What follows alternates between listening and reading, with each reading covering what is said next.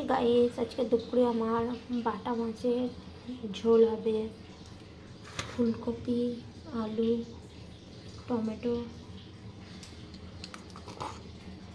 আদা, ধনে, জিরে, গোলমরিচ, শুকনো লঙ্কা, তেজপাতা এই দিয়ে ঝোল করব। আর সব রকম সবজি একটা চচ্চড়ি হবে। এই হচ্ছে দুপুরে রান্না। মাছের তেলের মধ্যে আর একটু তেল দিয়ে দিলাম। তেলটা একটু হালকা গরম হোক। তেলটা গরম হয়ে গেছে। ফুলকপিগুলো সব দিয়ে দিই।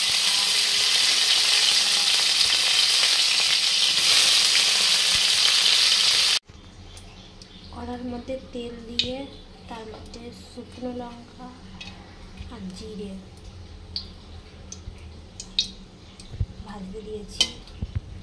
আর এখানে ফুলকপি আর বাটা মাছ ভেজে রেখেছি। শুকনো লঙ্কাটা লাল লাল হয়ে গেলে এর মধ্যে আলুগুলো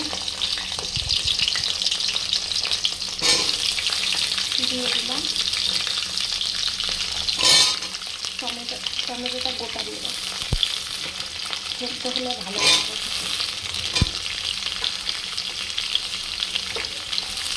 কতগুলো গোটা লঙ্কা দিয়ে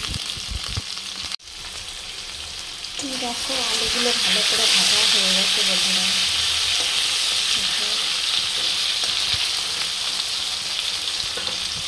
এর মধ্যে সমস্ত ফুলকপিগুলো দিয়ে দেবো।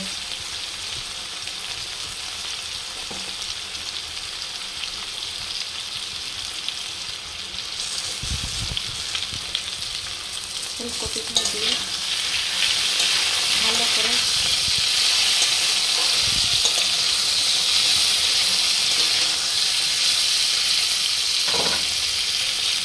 এবার হলুদ, লঙ্কা, আদা, জিরে, গোলমরিচ, ধনে সব বাটাটা দিয়ে দিলাম।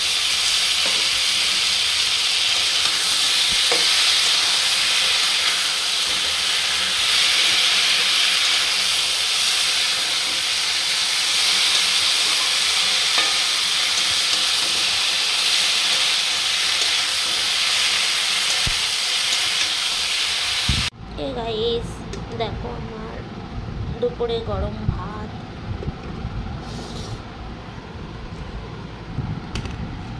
সব রকম সবজি দিয়ে একটা চচ্চড়ি, বাটা মাছ ভাজা, আর ফুলকপি দিয়ে বাটা মাছ দিয়ে ঝোল।